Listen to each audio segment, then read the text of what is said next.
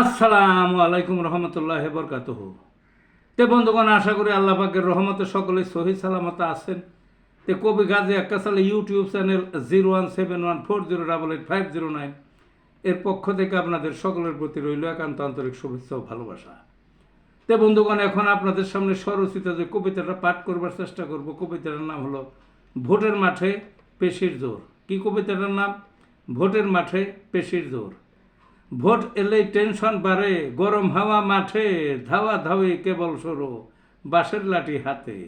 ধৈর্যরাই মোটেই তাদের, নীতি ধরছে বাতে, কথা বলার আগেই তারা চোখ রাঙিয়ে চেতে। অন্য দলের নাম নিশানা ফেলতে চায় মুছে, পরমতের সহিষ্ণুতা ধুলির সাথে মিশে। গায়ের জোরে ভোট নেবে, কেন্দ্র দখল করে, আগেই করছে নীল নকশা টাকার বস্তা ঢেলে। করছে তারা মারামারি ধারাল অস্ত্র হাতে, এমন কব দিল মাথায় মৃত্যু সাথে সাথে।